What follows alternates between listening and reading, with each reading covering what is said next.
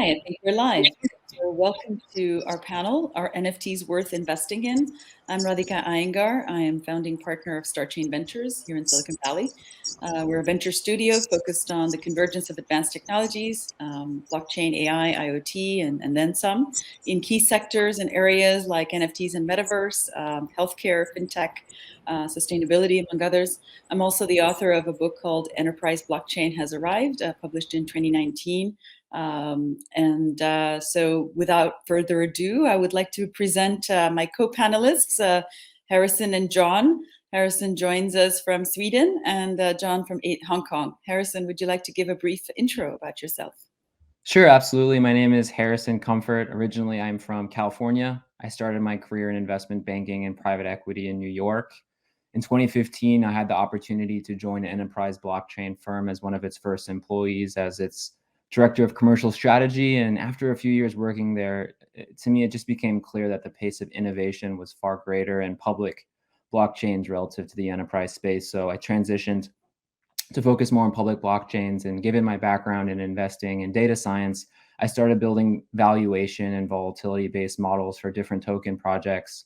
And it was clear that there was really meaningful alpha to be had in the space. And crypto and the token economy is also a lot of fun.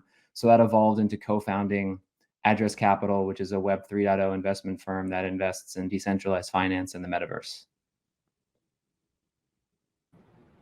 Hi, I'm John, previously the CMO of GBV and Genesis Block. Now I founded Run the Chain. We are a MarTech education and investment company.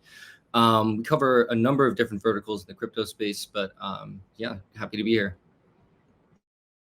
Super.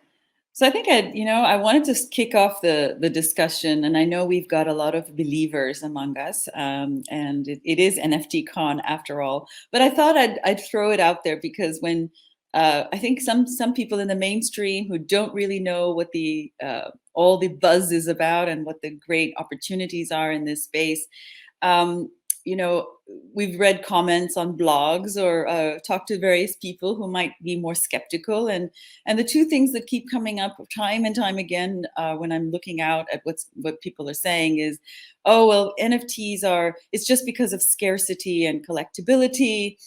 There's no real value here. It's just market demand that's driving all these crazy prices, and actually there's no real value. And it's just something for the super rich to do something else with the other super rich, and that's keeps coming up a lot, time and time again. And especially, it's not uncommon when you start seeing such enormous prices that some of these NFTs and so on are able to secure.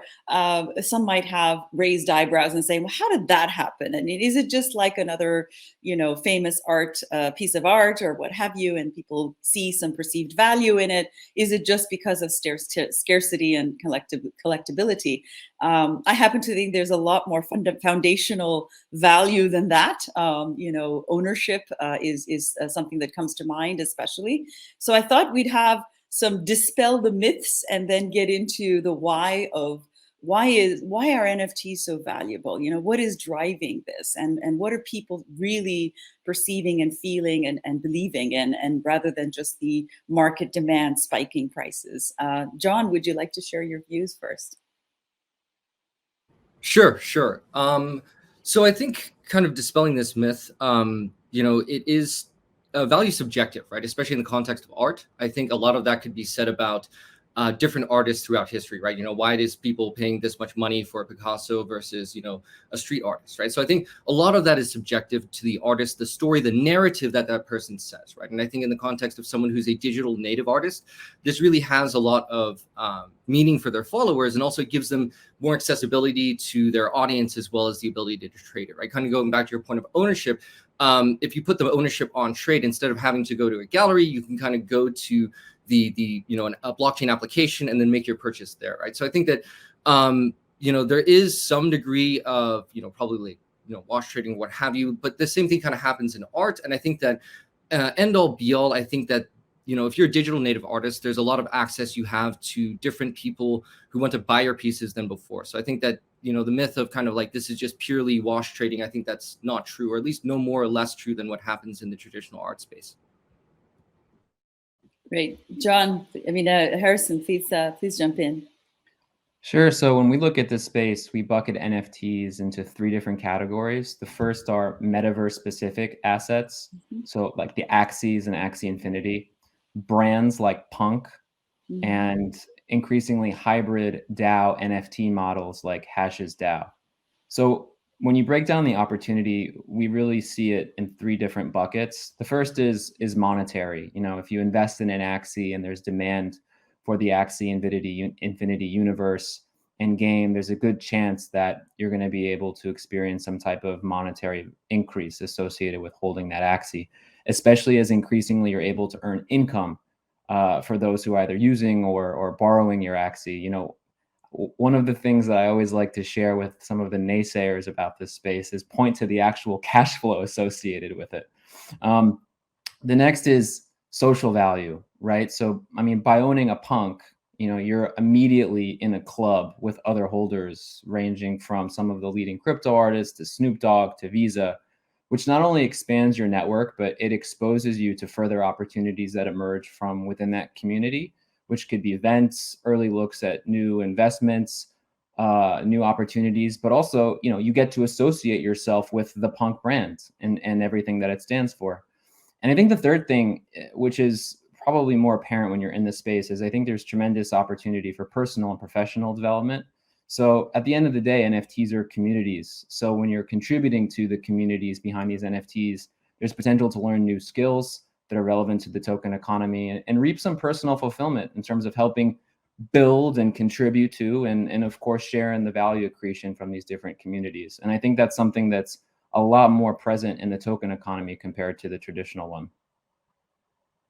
Well said, because I think there is a lot more than meets the eye, right? I mean, I think the great thing when we have emerging technologies of any kind come about is that new models are created, right? And so the old models, and yes, you, John, you alluded to this could be like a Picasso or a Monet or Matisse or whatever, and there's inherent value in that, and inherent perceived value as well as tangible value that people feel I'm owning one of these things, or a museum that is able to display a rare work of art. And certainly there is that from a connection to the traditional world, so to speak. But I think that when we look at the landscape of opportunities coming up on the horizon, it's really pretty exciting for me. I mean, I'm looking out and saying, you know, what are some of the new investment opportunities? And Harrison, you were touching on a few of those as well.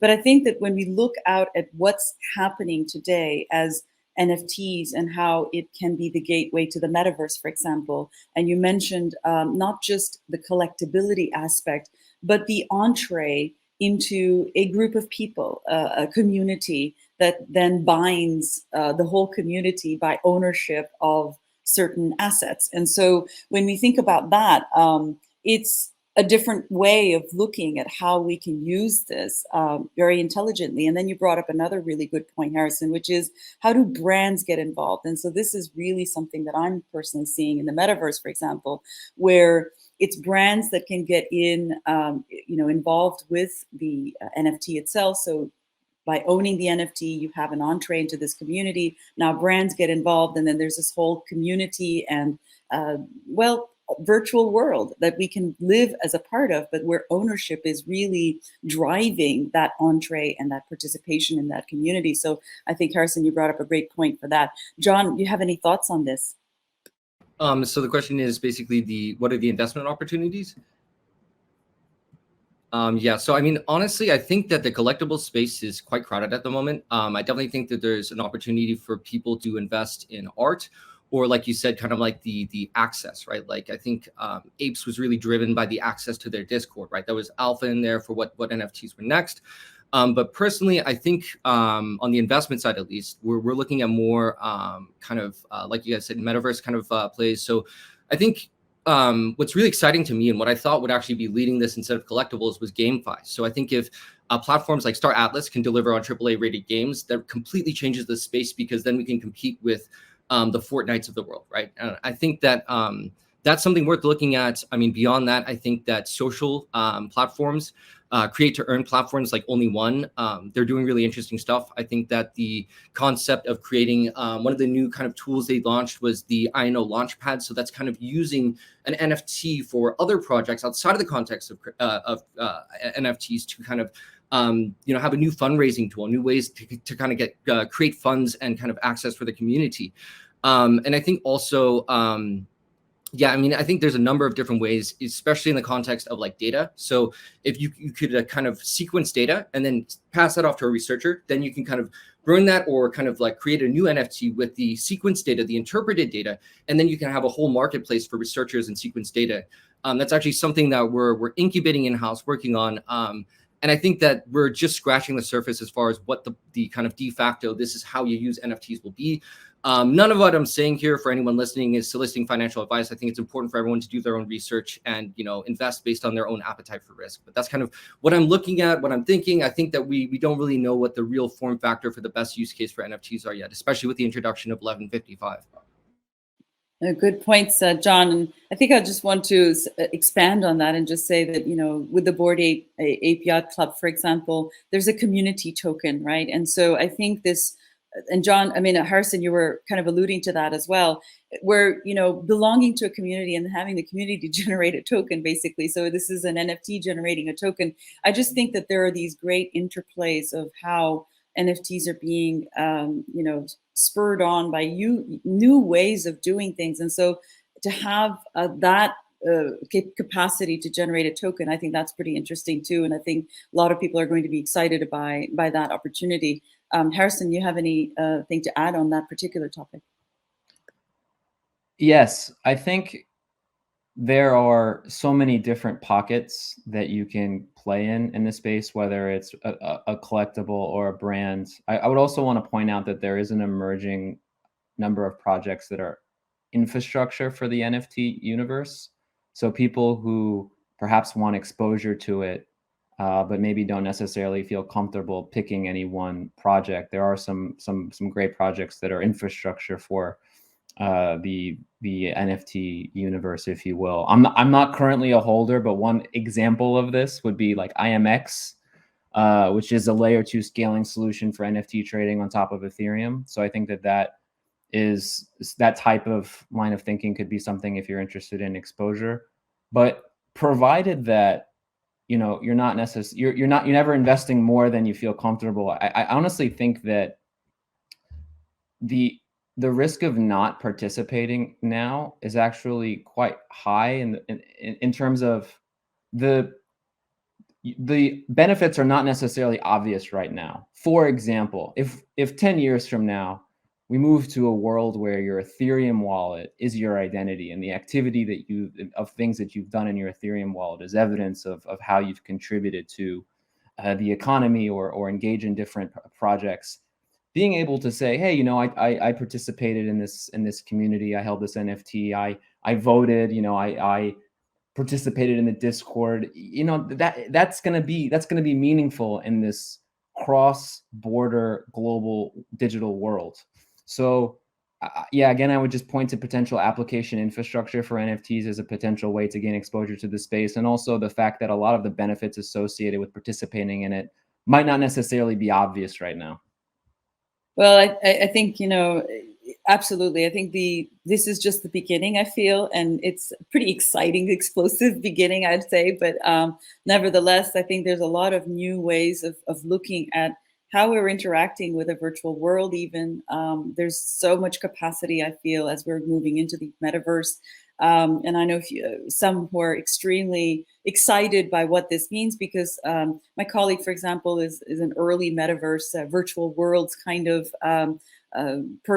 person, and he's been waiting for this really long time. And so when this was coming about, he's like, wow, I couldn't be more excited. We're back into this, and this is really big. It's not something necessarily new, but I think that the way that we are approaching it now and the capacities that we have technologically to make things happen is really important.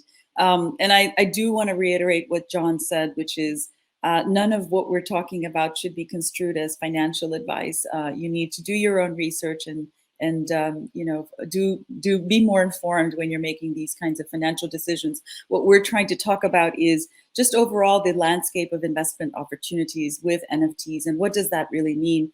I'd like to drill down a little bit into digital ownership. It's something that I'm very excited by, because when we think about digital ownership, there really hasn't been a way for us to prove that, right? And there's a lot of spoofing capability. There's a lot of ways you can defraud something. And that just, you know, even in the tangible world, the world of forgeries and so on. So I think that as we're looking at blockchain, not just being able to prove provenance, but then also to be able to attribute identity and ownership to a digital asset, I think that the far-reaching implications are much more than a collectible item or a piece of art, or you know, something that is you know, piece of music, for example, or any other digital asset. I'm looking at in enterprise, for example, where I do happen to play a lot. You know, you've got other items, you know, you've got copyrights, you've got, and I know this is, we're going to come to the next topic, which is copyrights and what the dispelling some of the myths around that as well. But I think that when we're talking about digital ownership, I think that there's an opportunity for NFTs to be that key that proves that there is ownership around something. And that's very different than anything else we've seen before. So John, would you like to comment on your views on that? I know you do play in this space as well. So ownership wise, right? So I think I'll start with that, and we'll move on to kind of copyright later on. But I think ownership wise, the real value of this is on-chain data. So it's immutable, right? No one can ever say that you don't own this, right? So it's a token in your wallet that says, hey, I own this token. That token, you know, perhaps points to IPFS, and you know, it says that you own that image or what have you. But I think the opportunity from a creator or artist perspective is to capitalize on kind of the trading facet in the context of cryptos, right? So now you have ownership of an item. People are comfortable that, hey, instead of having to go to a gallery, see the, you know, provenance, you know, certificates, all that kind of stuff, you can basically just transfer it to your wallet, and you know that you own it, you know, kind of legally, but that's the next kind of topic, right? But at least you have ownership, that you tradable ownership, right? Let's just call it like that for now, right? So you have tradable ownership, but I think the real value sums up to the introduction of 1155, right? So the fungible, non-fungible format, right? So what that means for an artist, especially for musicians, right? So by the time you get your royalties, there's like your manager, the studio, the record label, you know, artist relations people, who knows? And by the time you get your royalties, who knows how much that's you know, visibility you have of what as a percentage that is from your royalties, right? So I think if everything's on chain, you have visibility of these royalty now, and furthermore, you can mint your own NFTs to where you can assign yourself royalties, right? So I think that that's pretty significant in the context of artists, and especially from like create to earn platforms where you have a creator, someone buys the NFT, someone just wants to see the NFT for the alpha, perhaps it's trading data, what have you. So then the buyer of the NFT, perhaps they bought it for $500. The, you know, secondary market person who just wants to kind of see the NFT, they're paying $50, but the creator still gets, you know, royalties. So I think you know, ownership wise, I think that that's kind of the really biggest value that NFTs are contributing to the space, because it's not just about owning something. It's about the kind of, you know, receiving the royalties that you're due for creating, you know, art, music, what have you. I think that's one of the most valuable things of ownership in the context of cryptocurrencies and NFTs. Great points there. I'll just add to that too, that I think NFTs are also the bridge between you know, what's physical and what's virtual and what's physical, right? And sometimes it can be existing in both spheres, right? You might have an NFT that represents something that is in the tangible world. So I think this bridge from what's physical, what's virtual is really exciting.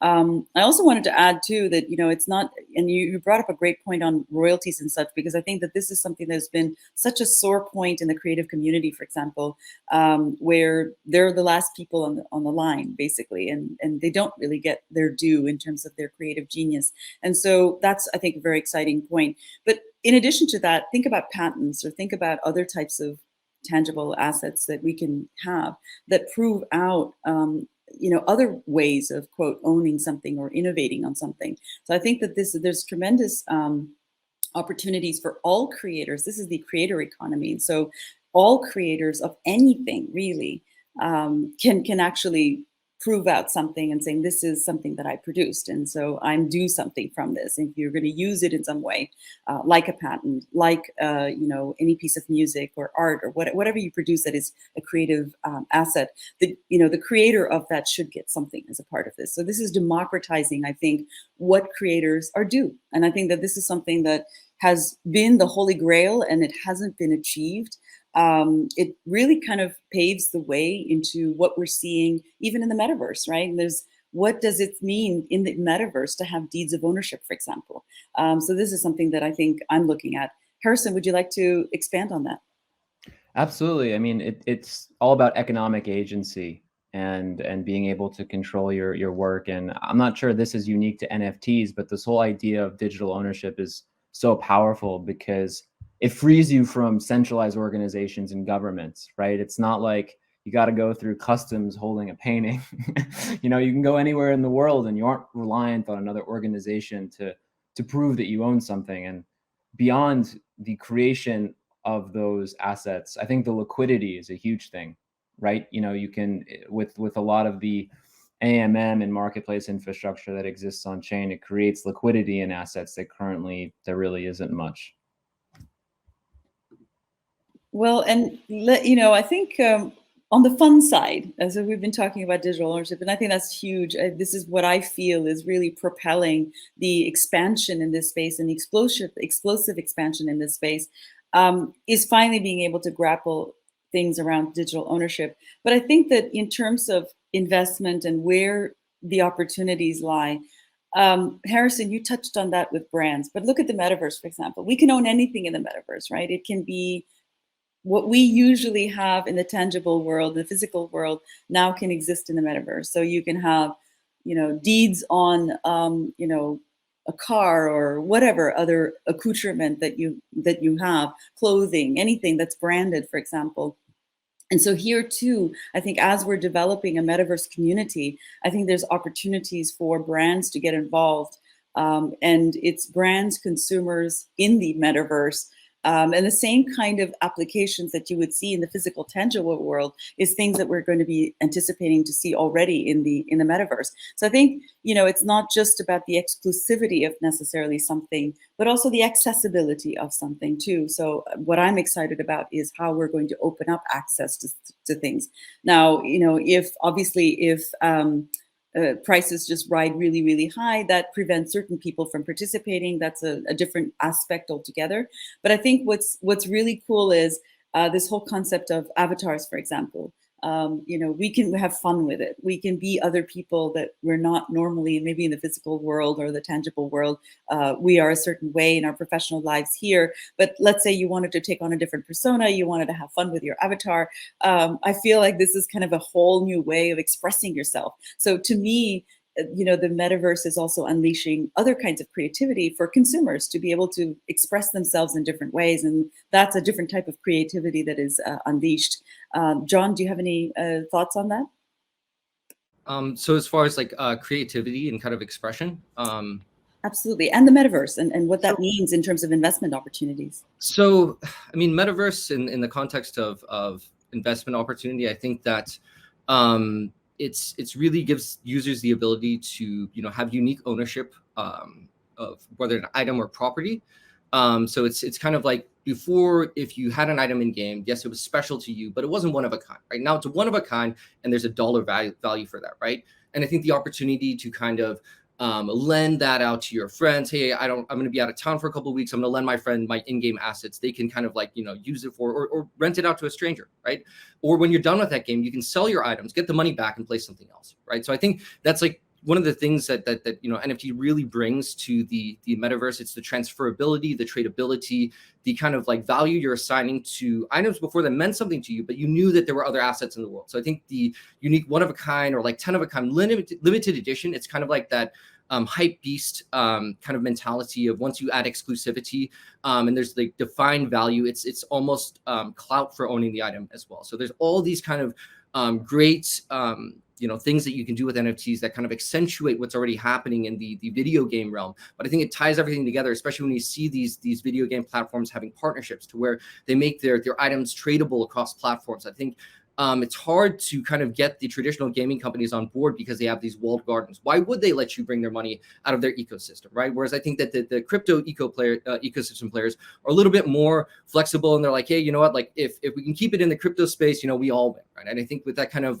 mentality, it's the best is yet to come. I think that there's a lot of really great metaverse platforms coming out there. I mean, personally, I really liked Wilder World as a more recent example. I think the I just minted my wheels. Oh, nice. Awesome. But yeah, I think metaverse is really the next direction of both the art side as far as like purchasing items, but also as a place you can kind of showcase your art, right? Because it's not as cool having a TV on the wall with your NFTs as like showcasing something at like a high footfall place in a metaverse. No, that's exciting. Virtual galleries to be able to engage with your NFTs, absolutely. But I think also coming back to just a little bit about ownership too. I think certain things are very, very new. So take, for example, in the physical, tangible world, we have the ability not only to own something, but maybe to rent something, right? You can have a lease or a rental agreement on something. But in the metaverse, I think there's something that is even beyond that, which is fractionalizing things, right? So it's multiple people having fractional ownership of something. And I think that's something that it's much more difficult to achieve in the physical world, which I feel is exciting as a new way of doing things. So I think in terms of democratizing access, I see that as a way of multiple people coming together and saying this fractionalized ownership concept is something that is unique to tokens, and it's unique to NFTs, and it's unique to this metaverse that we're going to be a part of, or that we are a part of. So Harrison, did you have anything else? Because I know you're pretty excited on what John was talking about, so I thought I'd let you add to that. Thanks. Yeah, just I guess the way that we think of it is we think memes are more valuable than land. So if you take aside the gaming universes like an Axie Infinity, where your Axie you can utilize in some sort of gaming capacity, to us, we think that there'll be a lot of metaverses and they'll be used primarily as events. If you've been to Decentraland, like when you go there, unless you're going to a specific event, it's kind of lonely. I don't know. I find it very lonely. And, I try going up to people and interacting with them and nobody talks to me.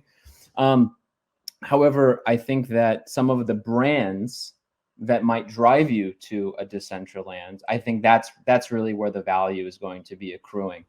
And I don't think we think that, 10 years from now, 5-10 years from now, when you look at the world's biggest brands, Nike, Adidas, LVMH, there will be some NFTs in there.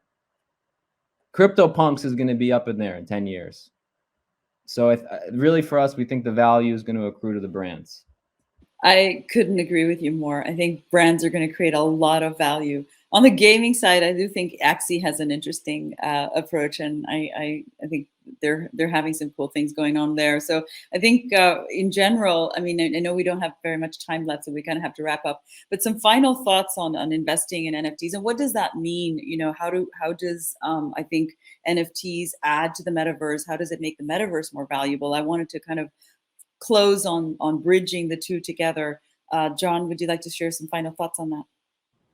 Yeah, I think that's collectible platforms or any kind of platform that isn't thinking about being agnostic, so cross-chain, multiple platforms, et cetera, is going to kind of limit themselves. And I think that's the real opportunity with metaverse. We're not just talking about on the front end, kind of like a universe where everyone can kind of collaborate, but on the back end as well, projects integrating with each other, integrating with different chains, making it something to where we don't create walled gardens like in the traditional space. We create kind of new ecosystems. And I think fundamentally, any final sense on investment advice is invest with conviction, right? Something that you're passionate about, you can kind of understand, invest with conviction. I think that's the most important thing. Go ahead, Harrison, chime in and then I'll close in. Yeah, I think it really comes back to economic agency. John, I think, made some really good points around the transferability and the liquidity of some of these assets. But if you're looking to get into this space, I don't know, don't listen to us. Like, find something that you like. And even if it's kind of weird, or you don't, if you find something you like and you don't see 100 people posting about it on Twitter, that's probably a good thing. I agree. Finding something that excites you. For me personally, it's on the technology end. I'm looking at interoperability on the back end being something that is definitely going to be needed, just like with everything else. And so I'm on the tech side of things, and so I tend to get very excited about that. But I think that as we go forward, I mean, what I'm really excited, and this is kind of the whole point, is consumers and brands and how they have new ways of interacting with one another, much like we have in the physical, tangible world, but now in the metaverse. I think that's probably one of the most exciting things that I'm seeing out there. And I think fractionalized ownership and capabilities that we can actually explore and express creativity with as well. These are some of the things that I'm very excited about in terms of NFTs, and I think that presents investment opportunities for everyone. But as we mentioned before, none of what we've talked about should be construed as financial advice. Explore and have fun, to quote you, Harrison. I think that's what this ride is all about. So on that, I'll close out. John and Harrison, such a pleasure to be with both of you, and look forward to meeting up in the real world and in the metaverse as well. Likewise. Thanks Likewise. for the audience. All right. Thank you for the time. Bye.